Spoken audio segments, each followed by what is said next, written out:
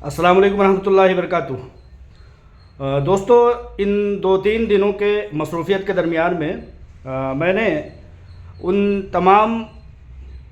गिद्ध सिफत जो है यूट्यूबरों और दलालों को, डिपार्टमेंट के लगाए गए पिट्ठुओं को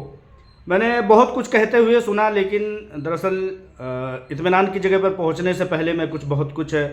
बता नहीं सका। लिहाजा मैं आज बताना चाहता हूं कि आरओसी के मामले में जो तरह तरह की अफवाहें और गलत बयानियां जो फैलाई जा रही हैं, उसके ताल्लुक़ से मैं इतना बताना चाहता हूं कि ये सारी की सारी चीज़ें जो है, जो 6 महीने का जो 6 साल या 6 महीने के अरेस्ट और फुला शख्स का अरेस्ट और इसी तरह से कई एक बातें जो है फैला रहे हैं, उनकी बातें बहुत ज़्यादा ध्यान से सुनने के लायक नहीं होती, लेकिन लोगों के पूछने के बमौजिब मुझे भी पता चल जाता है। एक किसी भाई साहब ने लिखा था कि देखिए, वो शख्स आज जो है हीरा ग्रुप ऑफ कंपनीज़ को आरओसी के मामले में दोषी बता रहा है, मुलजिम को मुजरिम बता रहा है। इन लोगों की इतनी तक औकात नहीं है कि मुलजिम क्या होता है, मुजरिम क्या होता है, इन चीज़ों का फ़र्क लगाया जाए और इल्ज़ाम पर आयद किया गया जुर्माना, और जुर्माने के पीछे अगर जुर्माना नहीं दिया गया तो उसके पीछे होने वाली सज़ा का इनको तफरीक पता नहीं है। वो चीज़ें मैं आप लोगों को फ़र्क के तौर पर बता देना चाहता हूँ। किसी भाई ने कमेंट किया था कि देखिए, आज हीरा ग्रुप ऑफ कंपनीज़ को वो लोग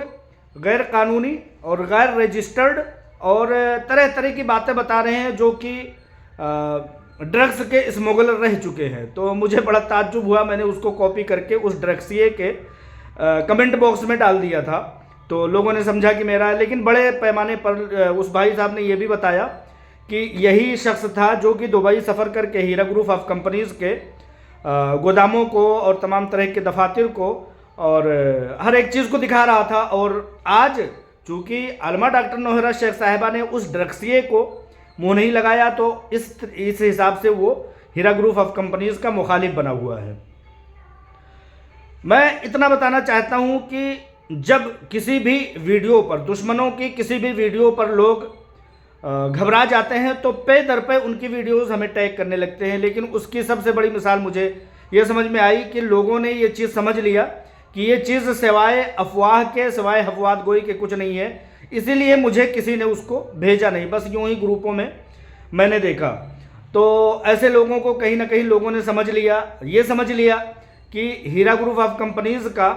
आरओसी में मैटर है। तुम लोगों को खुशी होती है कि 6 साल या 6 महीने की कैद हो जाती है, लेकिन जुर्माना जो होता है वो 1 लाख रुपए का। तो कुछ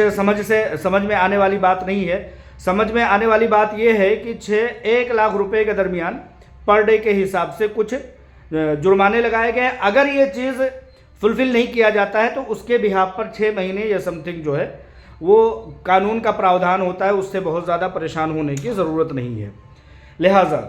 आज वो कंपनी जो कि 100 करोड़ रुपए हीरा ग्रुप ऑफ कंपनीज़ जो है हुकूमतों को, सरकारों को और भारत को इनकम टैक्स देती थी, आज वो आरओसी का ये लोग मुजरिम बता रहे हैं। वो कंपनी जिसके खिलाफ कि इनका गिद्ध सिफत मेंबर पार्लियामेंट शिकस्त फाश से 2 चार होता है, आज वो उसी का केस, उसी का FIR जो है उसके गली की हड्डी बना हुआ है।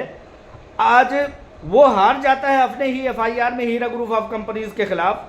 और उस कंपनी को आरओसी में जो है गलत साबित किया जा रहा है। और हीरा ग्रुप ऑफ कंपनीज़ का इतने सालों तक सुप्रीम कोर्ट ऑफ इंडिया में मैटर चलने वाली कंपनी को ये लोग कहते हैं कि आरओसी में रजिस्टर्ड ही नहीं है। बहुत ही मज़ाक़ा खेज़ बात मुझे वो भी लगी कि बिगलौर का एक तोतला शख्स जो है वो अपने आप को यूट्यूबर और पता नहीं मुस्लिम ब्लॉगर बताता है। वो कहता है कि पहली बार हीरा ग्रुप ऑफ कंपनीज़ के मामले में मुखालिफिन को खुशखबरी मिली है। तो पहली बार इससे ही समझ लीजिए कि इन लोगों की बातों में अभी तक कोई दमखम रहा नहीं है। मैं एक बहुत बड़े प्रोफेसर और बहुत बड़े जो IPS के ट्रेनिंग देने वाले हैं, उन लोगों का एक कॉल नकल करके आप लोगों को मैं ये बताना चाहता हूँ कि ये जो गिद्ध सिफत लोग हैं, इन लोगों की बातों पर मत जाया कीजिए, क्योंकि इन लोगों की मंशा जो होती है, इन लोगों की सोच जो होती है, कुछ इसी तरह से होती है जैसे अवध ओझा सर ने बताया। अवध ओझा सर ने बताया कि शेर जो होता है ना वो हमेशा अपने जायज़ शिकार के लिए ही तगोदो में होता है। शाहीन जो होता है वो अपने जायज़ शिकार के ही तगोदो में होता है। लेकिन एक जो गीदड़ होता है या लोमड़ी होती है वो कहीं ना कहीं वो गलाजतें, गंदगियाँ, इस तरह की चीज़ें तलाश करती हुई नज़र आती हैं। इसी तरह से उन्होंने कहा, अवध ओझा ने सर ने कहा कि जो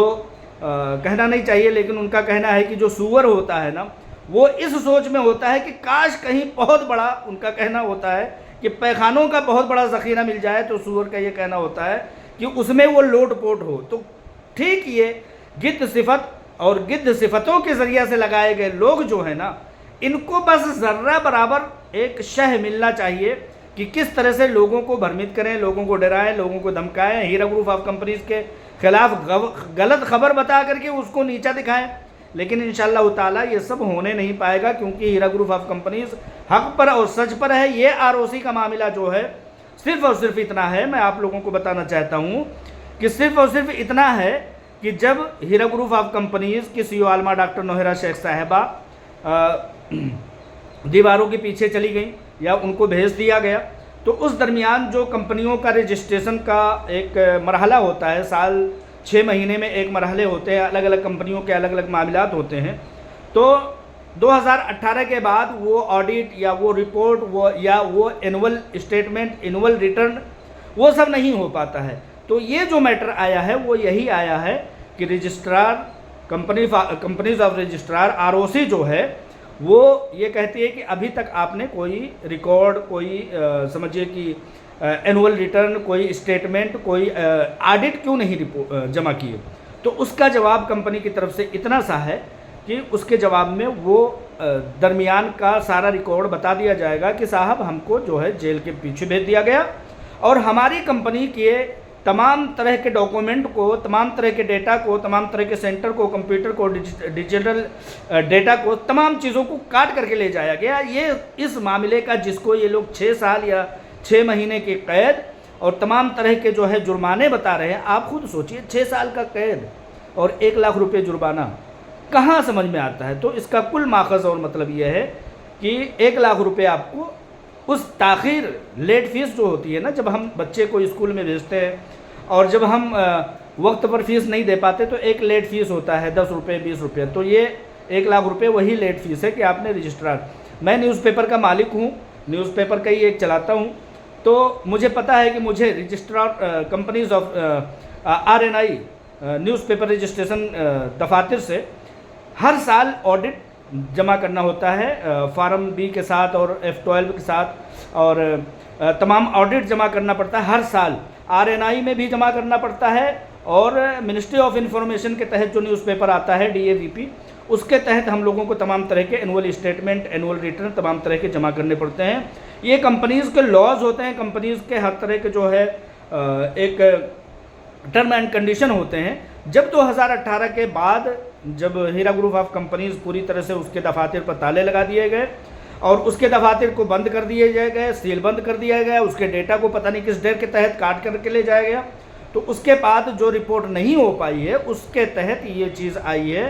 कि इसमें इतना रुपये, 1 लाख रुपये जुर्माना, वरना ये इस तरह के क्लॉज होते हैं, इस तरह के कानून होते हैं। उसी चीज़ को ये गिद्ध सिफत जो है यूट्यूबर आकर के बहुत सारी चीज़ें बता रहे हैं कि खुशखबरी मिल गई। उसी तरह से जैसे कि अवध ओझा कहते हैं कि जिस तरह का जो शख्स होता है, जिस तरह की जो सोच होती है, इनकी सोच यही होती है कि हीरा ग्रुप ऑफ कंपनीज पसपा हो, लोगों के पैसे डूबे, कंपनी मुअल्लक हो, कंपनी लोगों को पैसे दे ना पाए, हीरा ग्रुप ऑफ कंपनीज की जो नेकनामियाँ हैं वो बदनामियों में बदल जाए, आलमा डॉक्टर नौहरा शेख साहिबा की जो मुहिम्मात हैं वो पीछे हट जाए। इन लोगों की यही मकसद है, इसके अलावा कुछ नहीं है। इसीलिए मैंने कहा कि इन लोगों की सोच को गिद्ध, शाहीन, शेर, गीदड़ और वो जो अवध ओझा जी ने कहा जिसका नाम लेना हम लोगों के लिए थोड़ी देर के लिए मनाही है, उस तरह की किस तरह से उनको उनके मकसद का भंडार मिल जाए कि वो पूरी तरह से उसमें लोट पोट होते रहें, लाइव देते रहें और क्या कहते हैं कि चेक कीजिए मेरा सिग्नल आ रहा है कि नहीं आ रहा है, तमाम तरह की वाहियात गोइयाँ करते रहें। इस चीज़ की हकीकत सिर्फ इतना ही है,